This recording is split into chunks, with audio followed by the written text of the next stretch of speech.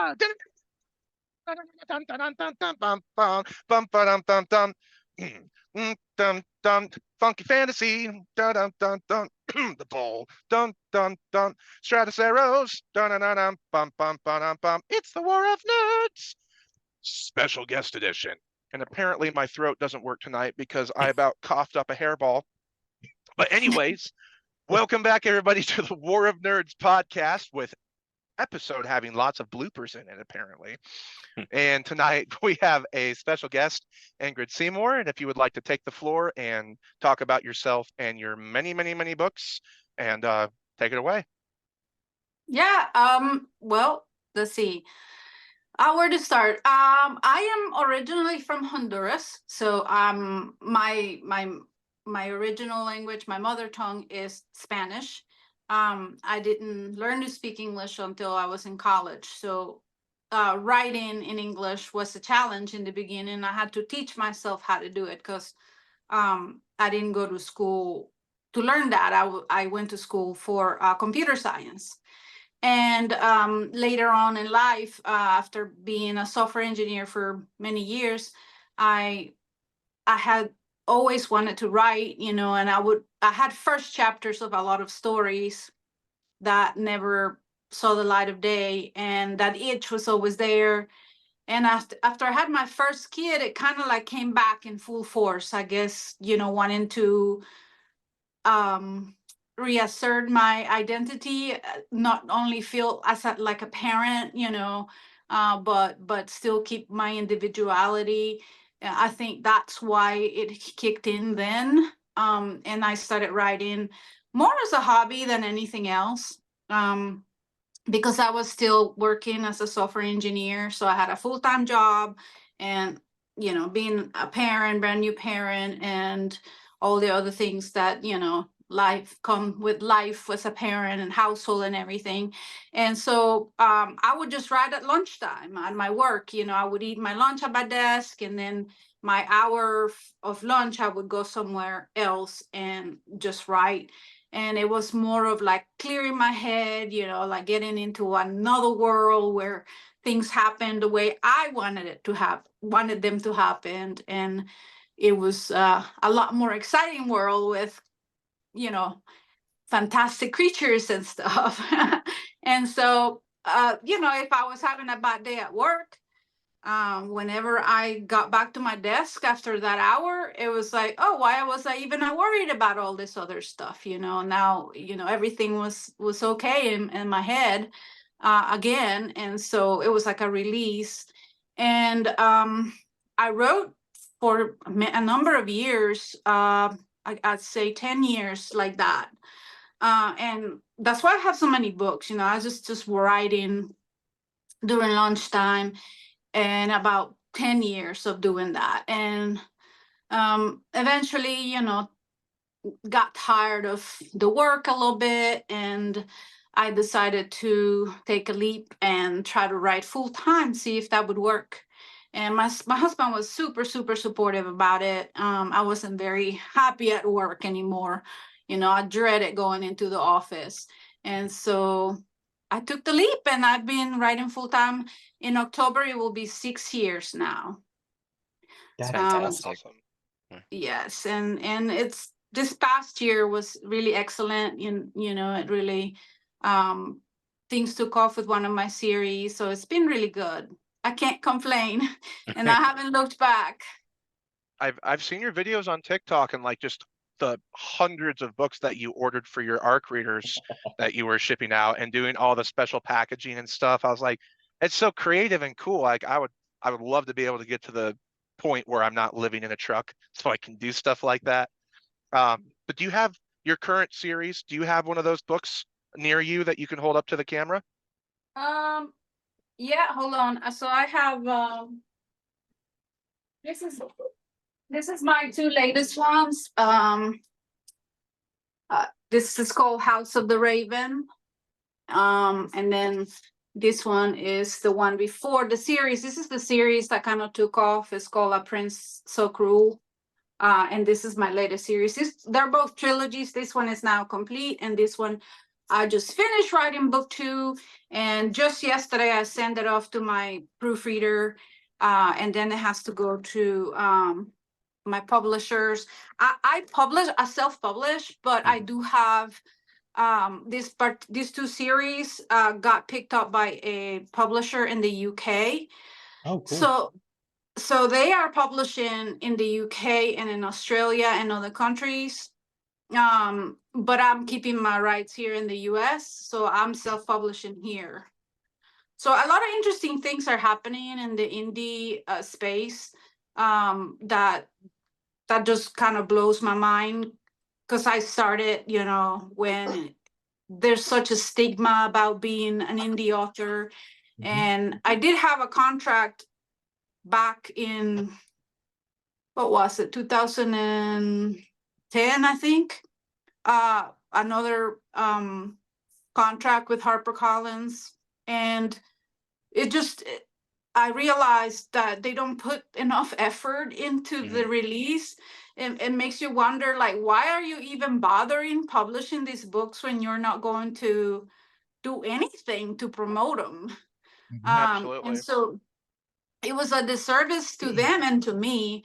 And that's when I decided that I just would rather self-publish and have the control in every aspect, and do the promotions myself to benefit myself. Because if I was doing promotions for their published books, then they're getting the benefit. So I thought that's silly. And ever since I started self-publishing instead, and in this instance, they approached me because they found my series. And at this point, I felt like, I now have negotiating power, which I didn't have before, because I have built my readership. I have, built my newsletter and my social media, and have built up my sales. And, if you're going to come and try to benefit from all the work I've done, you better pay for it. Yeah, Absolutely. Yeah. 100%. So, And House of the Raven is your 57th book, correct? yes. Yeah, it is. Yeah, I started writing young adult at first, and if you remember when Harry Potter and Divergent and the Hunger Games, Oh, yeah. it was really big, right? I mean, sales were there, but then sales just died out for young adult because the market changed. And so that's another thing that you can do as an indie author, is I can move with the market. I am not stuck writing one genre because that's all my publisher is going to publish. And I've gradually changed to write more adult books. And if it changes back to young adult, I'll be writing young adult again. I have to pay the bills, send my kids to college. And so my goal was to publish commercially, and make money from my books. In the beginning, I was writing books that were not necessarily to market. It was more like what I wanted to write. And that's not necessarily what sells. And so I had to, there's always those projects that you are so passionate about, and you want to write. The idea won't leave you, and you're like, I gotta write this book. But in your logical mind, you know that this book is not gonna sell. I mean, it sounds really cool, but who's gonna read it? So, like, for instance, I think if you are extremely too original with your concepts, it's very difficult. And that's what happened with 2 of my young adult series. People didn't know what ecliptors were. They didn't know what metamorphids were. But if I told them, hey, I wrote a book about a vampire, they immediately know what to expect. And so that's what made it really hard. And I had to make changes to understand that I had to, if I wanted to make money to quit my job, I had to write what the market needed me to write. Have you seen any change in sales of those former works since you have started to see increase in your other series, the one series that took off? Have you seen anybody go and read other works of yours yet, or? Yeah, they do go back and read. I'll say that being an indie author, well, in general, it's really competitive, right? There's books coming out from other authors all the time. I mean, you can't keep up with the pace at what some people read also, right? So even if you write a bunch of books, they're going to be reading other people as well, right? So I have found that maybe in the past, they would tell you, oh, if you get really popular, people are going to find your books and read all your backlist, right? And I think that might have been true before all the indie explosion, and the amount of books and Kindle Unlimited and all of that, where like Amazon is always favoring new books in its algorithm. So it's difficult, I do see people coming and reading, like they find my books and they say, I love your books. Where are the rest? Give me a list of all your books so that I can read them. Because I love your writing and I want to read all your books. And there are fans like that, there are people who really connect with you and click with your writing. And they go back and read everything, but not as much as I would like, or that what people might think.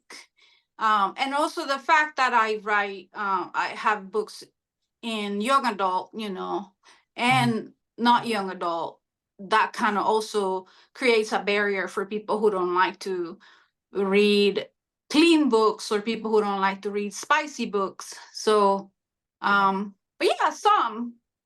Maybe I need to get known more, even more, so that more of that happens. Maybe. I mean, your numbers seem pretty good on Amazon. I mean, you seem like at least the reviews are coming in. Like people who are getting your books and stuff are leaving those reviews at the very least. So I would say that's a plus. Yeah, it's really good. I mean, I remember the days when I would hunt for reviews, I mean, that was like the purpose of my existence. How can I get somebody to post one review because I only have 3? So it does take time. That's one thing that new authors don't realize.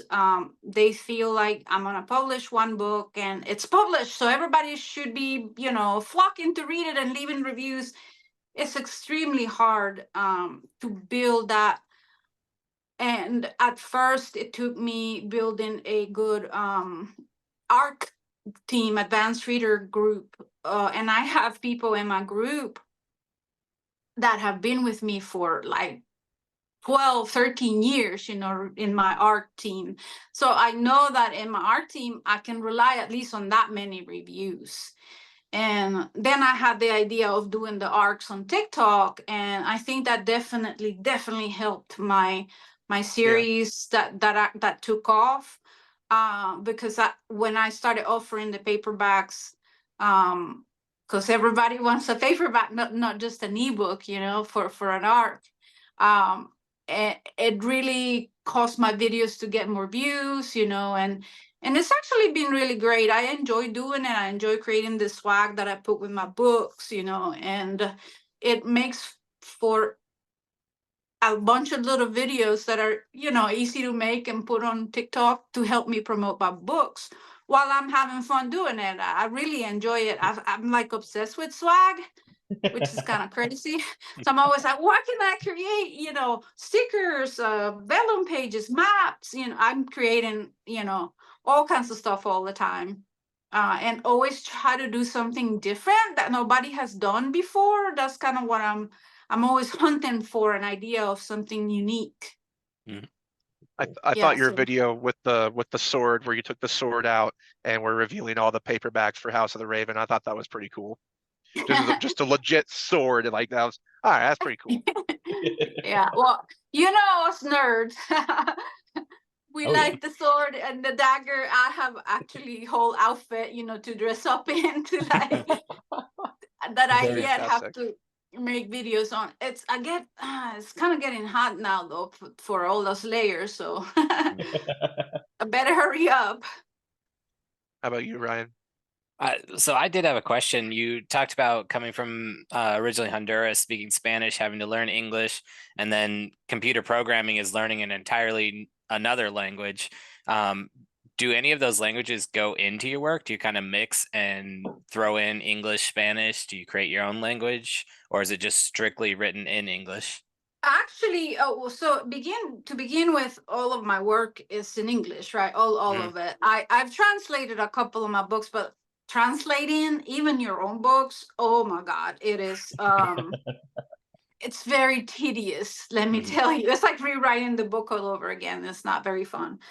So I really haven't, even though I would like to have my books translated into Spanish, I have only done like one of them because I don't want did to one and then interrupt I you, was Ingrid, like, huh? but there's a new software out there called Yeah. DeepL, and Mhm. I've heard it's pretty good. I don't know, but that Yeah, might be a faster way for you if you still got to read through your book and make sure it's grammatically you correct. do. But Yeah, I've actually, I know about it and it's on my list to check and maybe pay for a month of subscription and see how it does, see how much better.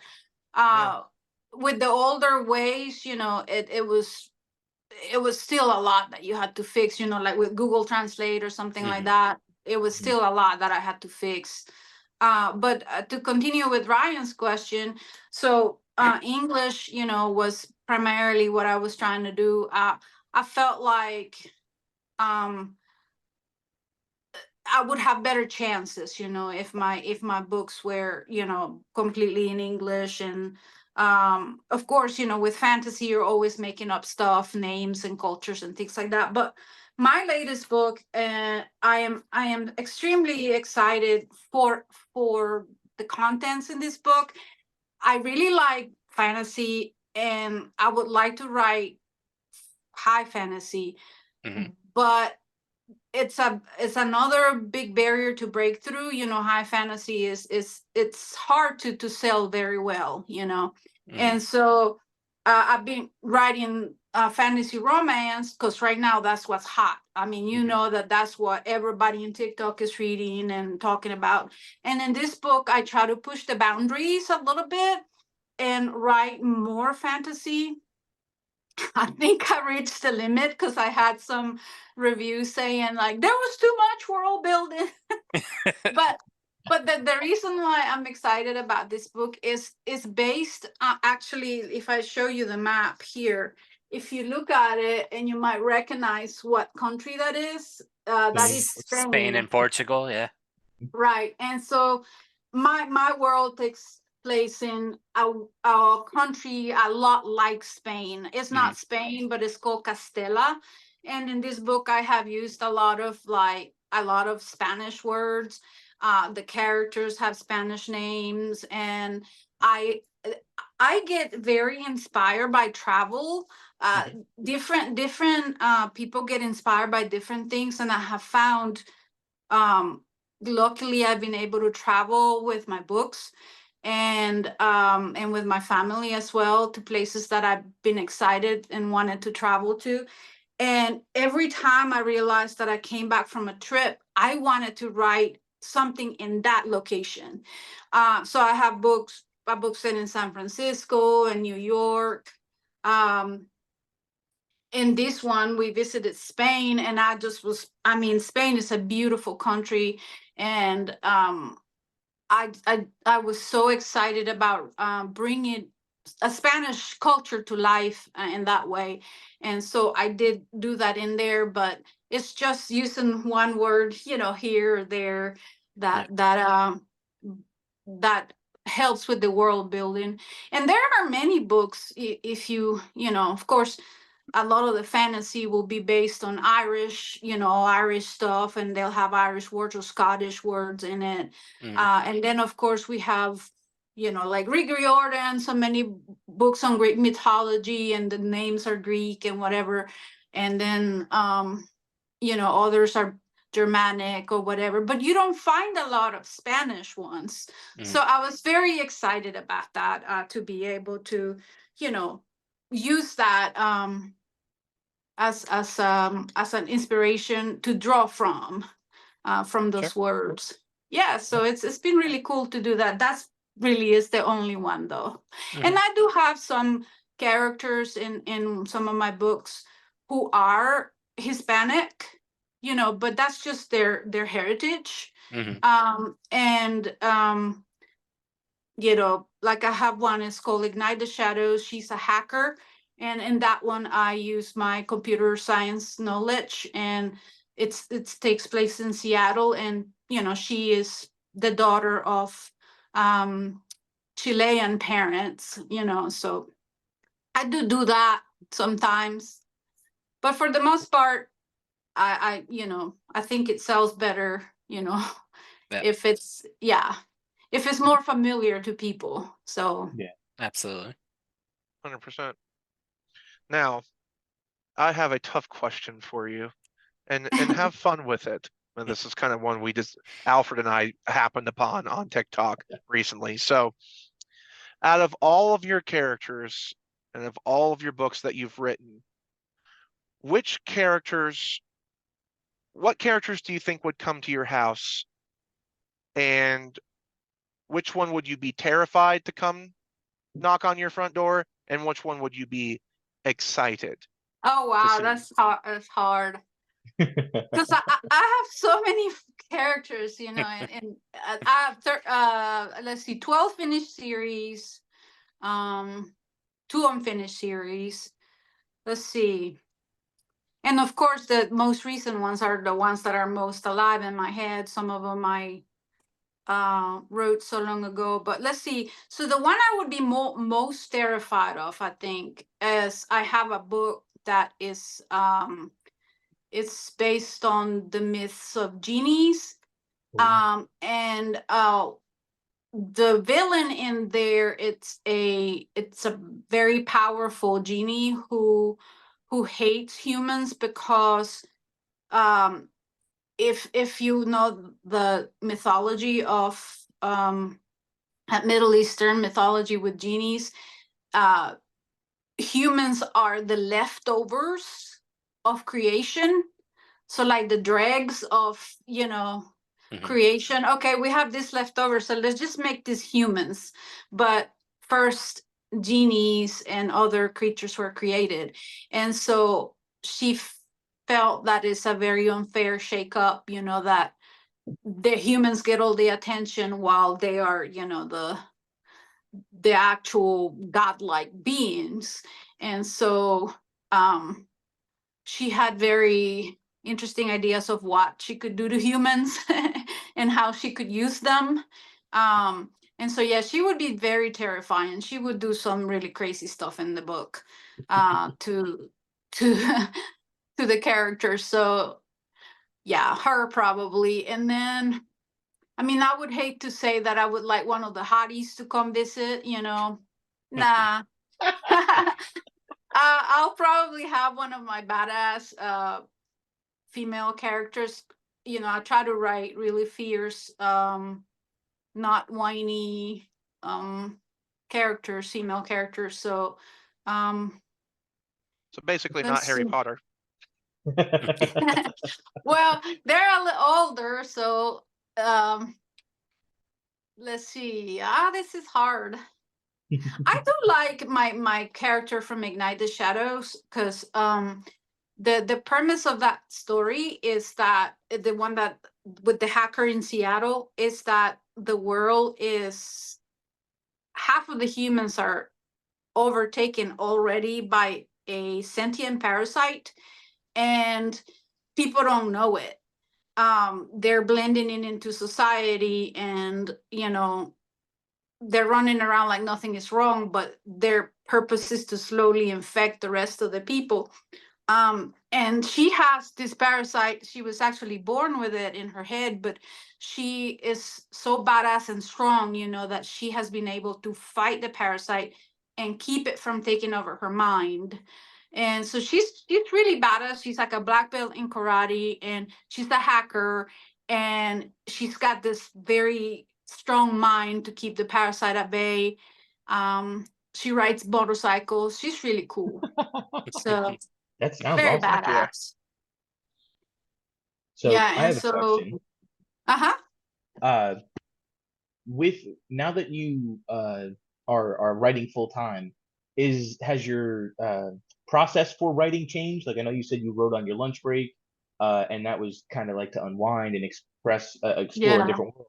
Has it changed at all, or is it still kind of the same? And can you give us a little insight into what that process is? Yeah, I think it has changed. Somehow I still try to, it's not constricted to one particular time in the day now anymore, thankfully. But I do still try to hit a word count every day. And what I do is I set out like an Excel spreadsheet, and the Excel spreadsheet will have every single day of the year, and I will put how many words I'm going to write that day. And I you know, at the end I'll add it all up and be like, oh, okay, by this day it's gonna be 80,000 words, or however many thousand words I need. And then I add in weeks for editing and proofreading and that sort of thing. And so one thing that I do, so I do try to write every day. And the thing that has changed is that in the past I was writing, and whenever I could, I would fit in the publishing aspect of it, right? So I may have a book finished, but I might not have time to put it out there yet, or did I have a cover yet? Because if I didn't have time to do everything in timely enough, you know, because I had the job, and so maybe I wrote the book, but then I still didn't have a cover, didn't find a cover, or I didn't get someone in time to do it, or all those things, right? And also the marketing part aspect of it. It was very hard to market, you know, to have the time, because it's very time consuming. And so I think what has changed is that now I do a little bit of everything every day. I know some authors will write, you know, and they'll write for hours in one day. I can't do that. It wears me out. And so, and then they'll have 3 weeks off, you know, and it's you know, I have 3 weeks off. But to me, that feels terrible. I feel like I have to kill myself this week to be able to do that. And maybe it's because I'm not as young anymore, you know, and that just feels exhausting. But yeah, that's mainly, I now have time to do all those other things, and plan a schedule, you know, and have a better, a more timely schedule, and publish a little bit more quickly than I used to. But for the most part, I would say I still write every day, and that has not changed. Cool. I think it's important. Some people, they argue about it, right? Like they say, oh, but my muse is not ready today, you know. And I think after 16, almost 70 years writer, I think that's BS. I think you can train yourself just like anything, you know. You know, like when you haven't brushed your teeth and you're like, I really need to brush my teeth, because you have that habit already, right? And so the days when I don't write, I'm like, oh man, I didn't write, you know. And when I wake up in the morning, I'm ready. I know that I have to do this, and I let my imagination. I think the more you train your imagination, right, the readier it is every day. If you wait for your muse to come, that may take a good night of sleep, 3 beers, 2 pounds of chocolate, you know, and finally, oh wow, it hit, right? I'm finally inspired enough to write, and I write. And then it's gonna take all of that all over again to get you inspired, you know. So I feel like you can train your muse just as well as you can train in anything else, you know.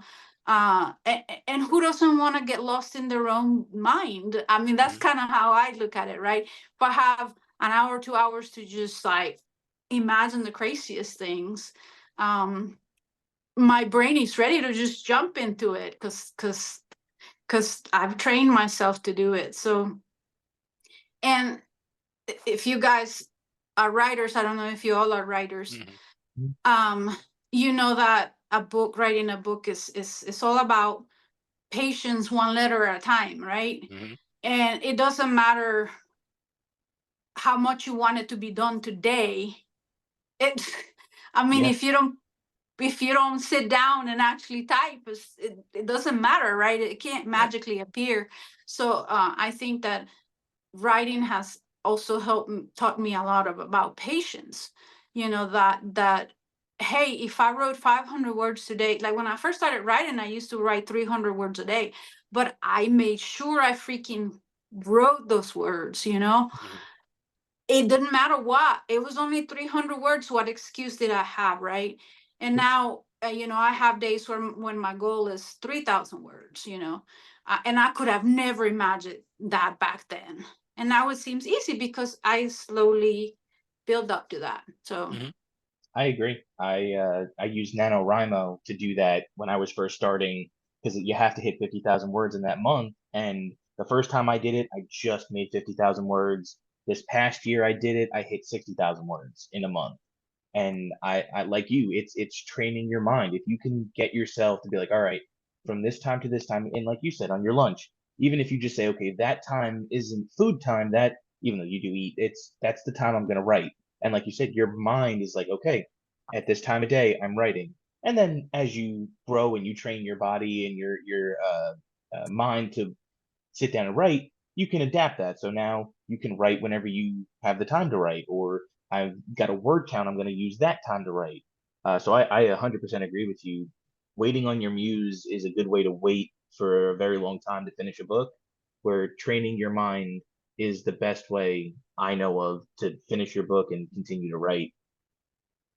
yeah, that has been my experience for sure. One thing that I hadn't thought about, 'cause it's been a while, that I did change. I sometimes dictate. I use Dragon, Mhm. which is something I didn't used to do, you know, when I was in the office, of course. And people would have been, what is she doing? What's she talking about? But now, you know, I dictate. Sometimes I'll go for a walk and dictate, you know, or I'll do it right on my desk. So because I'm such a visual person, and it's, you know, when I'm dictating, I might dictate a whole paragraph and then be like, oh wait, I already forgot, what did I say over here? And I can jump back and read it real quick and then keep going, right? Mhm. So I like dictating in front of the computer, which some people are like, well, what's the point? You know, you're still in front of the computer, but it still speeds up my output. Mhm. I write more because I can speak faster.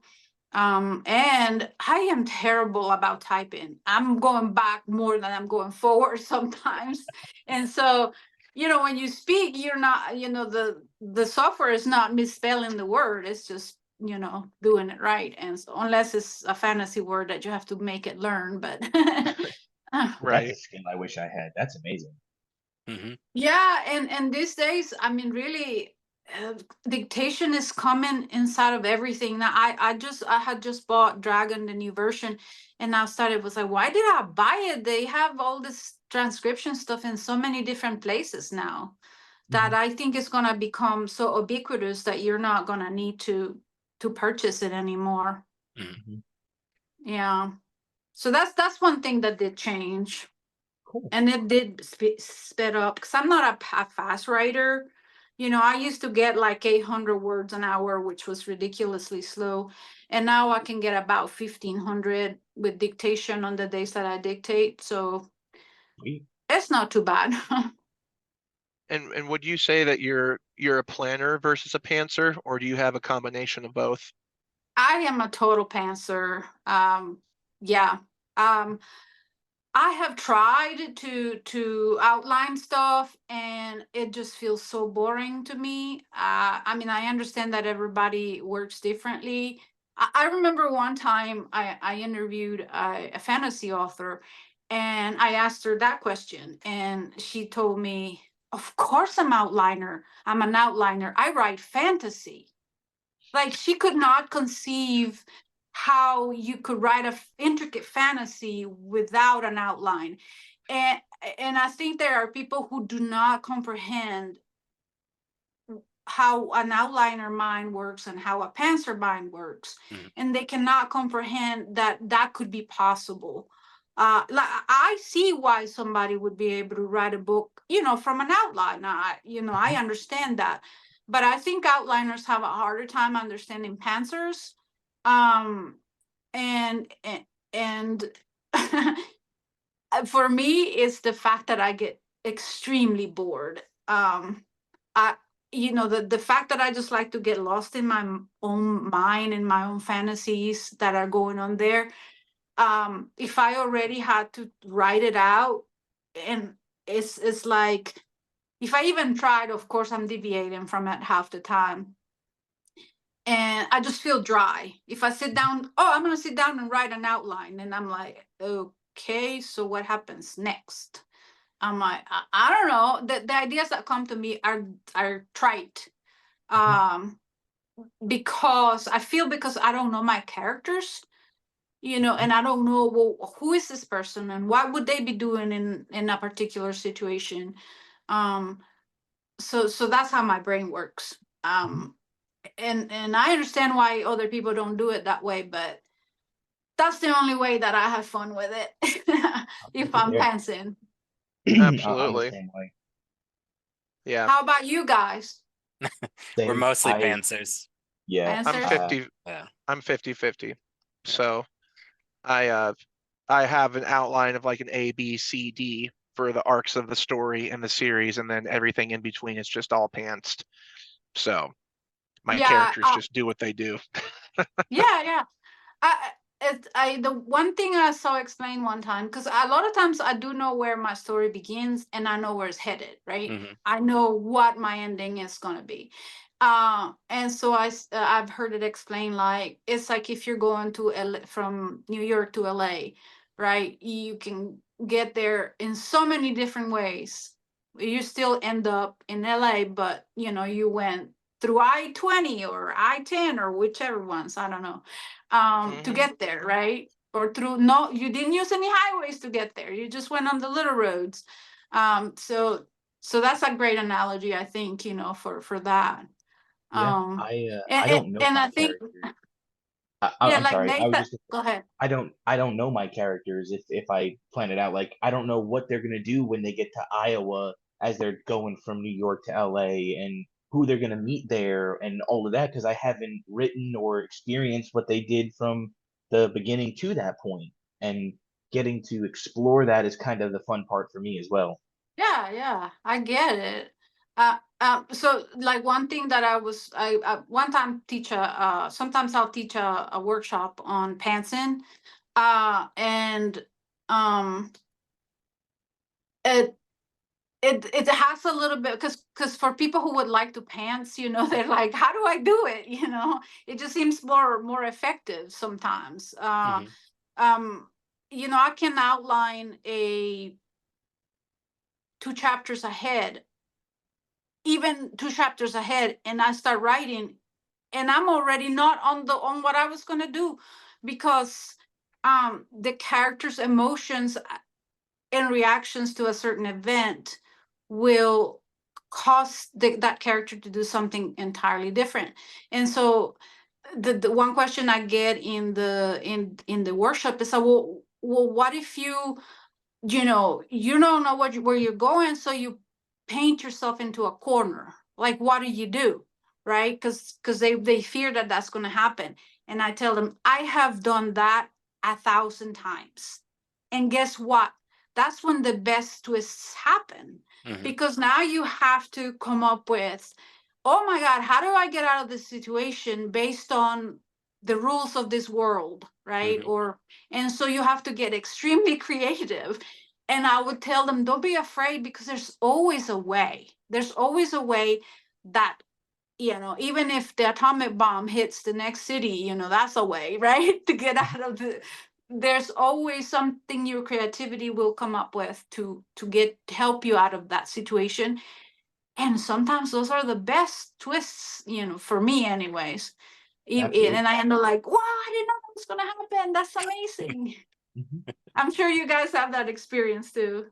Yep. I Oh, love yeah. surprising myself with that kind of stuff. It's like, wow, I finally thought of it. Even if I sit there and I'm like, all right, I'm gonna leave this and I'm gonna move past it and write a little bit more, and then a day or two later, I'm like, I got it, and it's like an epiphany moment, and I just get so euphoric. I'm like, yes, this is great. Those are the best moments. I think I get a hit of dopamine when that happens. Honestly. I mean, I really do, because I'm like craving that moment. The crazier Yeah. the corner, the better. Yeah. 100%. Ryan, you want to ask your famous question that you love asking?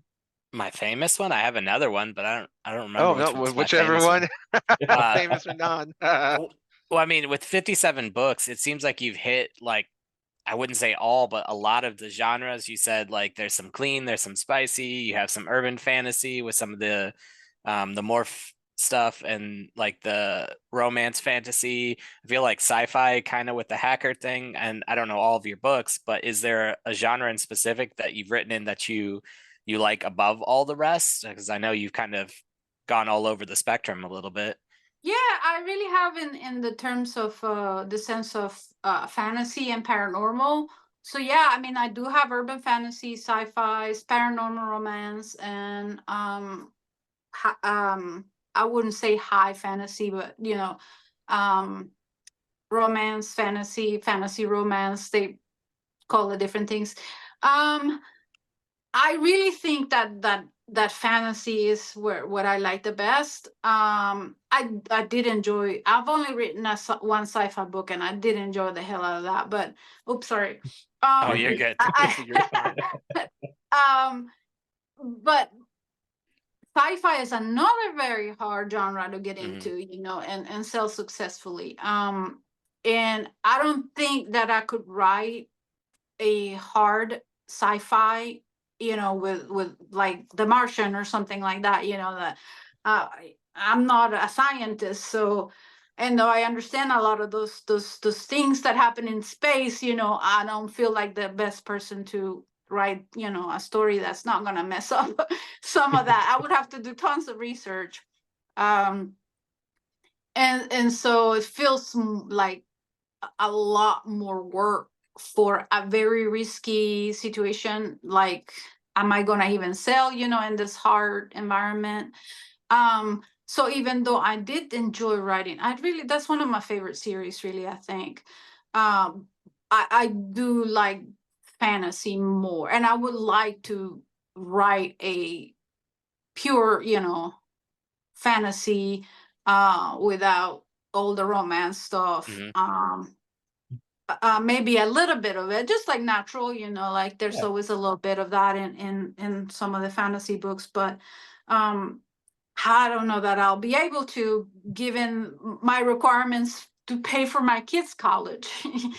So, but yeah, I think that that's what I enjoy the most. Urban fantasy is easy to write, I thought, in paranormal romance too, because you're in this world, and you can use social media, telephones, television, movies. You have all these things that is easy for people. You don't have to explain what a movie is. They know. Yep. Um, Whereas if you have to explain, I don't know. Well, you guys know. Yeah. You write fantasy, right? So if Yeah. you got to explain the most minute thing in this new world, or how their religion is, or how the city came to be, that sort of thing, then Yeah. it's harder. But I do enjoy that because I feel it taps more into my creativity. I can go wild with stuff, and not, it doesn't have to be everybody having the same religions we have here, or same food, same games, same everything. So you can create all kinds of things. Oh, yeah. Absolutely. That's why I love science fantasy so much, because if you can kit bash the two genres together perfectly, you can use stuff of like phrases and things that we have here. If you use time travel or planetary travel, where you go from like a fantasy like Middle Earth setting, but they travel to Earth or a futuristic planet, and then they get back to the other planet, and they're dropping like futuristic terms that those people don't understand, but the reader understands. And so you're able to talk directly to your readers with phrases, but you get the jokes and the kind of the humor of these ancient people being like, what exactly is a movie, and you're like, oh right, you wouldn't understand. Never mind. Like So that's called science fantasy? Is that like science fan. another genre? Yeah, it's science fiction and fantasy basically combined, kind of like a Ah, Star Wars, or I call it the lazy method because I like want to be able to have more fun with the characters and the world and just crazy stuff. So instead of having to take a bunch more time and explain every little thing, you yeah. combine science fiction with fantasy and explain how the magic affects the technology, or they came back from this planet and now they can use futuristic terminology when they speak to each other, said Yeah, yeah. characters who went, and when they have interactions with other characters who haven't gone into the greater universe, it's kind of funny and humorous. Yeah, um yeah. I kind of think of it as like oh, I don't know, like almost like Back to the Future, or like Honey, I Shrunk the Kids. It's just like you're starting over with life, but you're sharing these different things. Mhm. And I Yeah, don't know. I It's don't think I've ever read a book like that.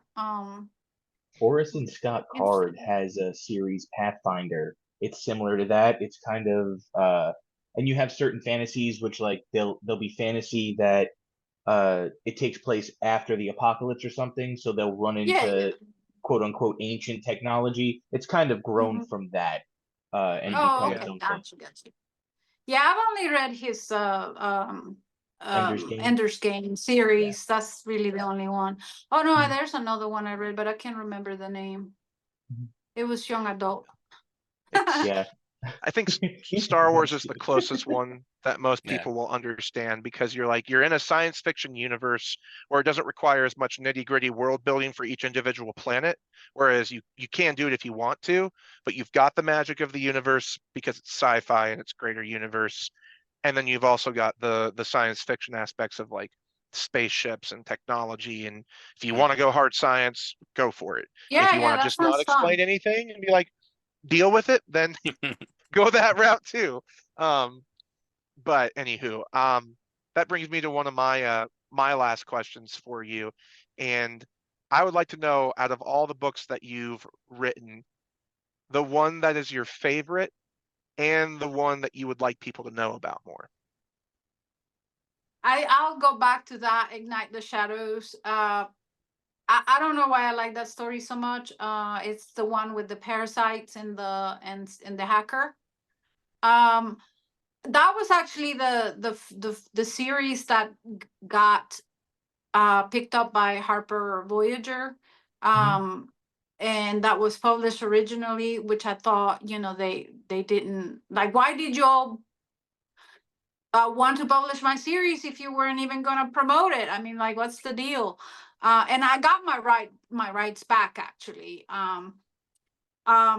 So like one thing that happened was that was so disappointing sometimes with publishers. My character, like I said, she's Hispanic, right? She's described in the book as having brown hair, brown eyes. And the first cover they gave me was a close up of a girl with bright green eyes. And I was like, wait, did you all read the book? The readers are gonna be like, who is this? And so and I got different covers once I got the rights back, but I really think it would make a very good movie. I kind of describe it as Mission Impossible meets Body Snatchers. There's a lot of like, heist type stuff in it, that, explosions and, breaking into places and things like that I think would make and there's monsters too, because what happens is the parasite takes over the parts of your brain that are not fully in use, that myth that we only use a certain percentage of our brain, and they actually can tap into all of your organs. And so if they decide that they want to, grow scales, they can direct resources to start growing scales or claws or whatever. And so there's it takes time though, right? And so the ecliptors who are in different stages of having taken over that body, you know, some will be half morphed, others will be fully morphed into these creatures. So there's also, you know, these monsters in there that kick it up a level. And it's not dystopia, it's kind of pre-apocalyptic, post-apocalyptic. So it's like in between that time when they are taking over the world, they're starting to destroy everything, and then in the later books, it's like, okay, now we are in a situation where we're taking over, and how do we get out of it? Very So cool. yeah, that's the one I think. Really, I'm very proud of it. I think is what it is. And then Awesome. you know, this new one, I'm very proud of the world building, you know, and incorporating the Spanish culture in there, and lots of twists and turns too, which are exciting. So Fantastic. Yeah. Alfred, Ryan, what you Yeah, got? so What's your I've got a last one? question. It's one of my favorites to ask, or favorites to hear answered, rather. What's the most embarrassing moment you've had in your writing career? How did I forget that one? Good night. Thank you. Most embarrassing moment. Have to think about that.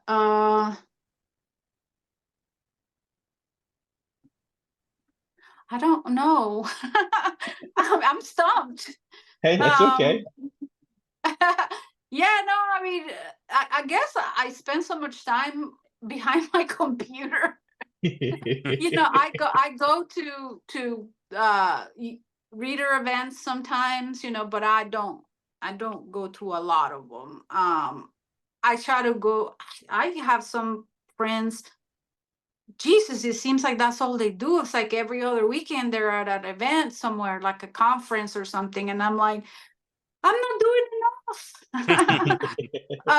But then I'm like, oh, but packing all those books and driving over there or flying. Sometimes these people are flying to conferences in other cities and even other countries, and I'm like, how do you even get your books there? You know, and they ship them. So there's no way they're making back any money, anyways. But I just spend too much time. Maybe this is my most embarrassing moment. I didn't have an answer. I don't know. That's That's awesome. okay. I love it. Ryan, what's your last one, brother? So, I mean, maybe this is my infamous question, but I'm not 100% on that. But if you had the, oh no, I mean, it's obvious Go she's ahead. going to double the 57 books in 5 years because she's going to keep going. But That's touche. if you had the chance to take over a writer series or to continue one that has gone away, is there a writer that you would want to continue their work or take it in a different direction, but you're a fan of their work and you would put your own spin on it? My favorite author, her name is Laini Taylor. And I just would wish I could go to her house and tell her to write, because she hasn't written anything in a very long time. I've read every single thing she has written. I just think her imagination is amazing. You know, she comes up with stuff that I'm like, wow, you know, those people that make you feel like, wow, why didn't I, can I come up with something like that? You know? Absolutely. You know, Absolutely. and she's probably not somebody that everybody will like. You know, her writing is a little bit lyrical, you know, a little bit not as straightforward. You know, my writing is more straightforward, but hers is very lyrical.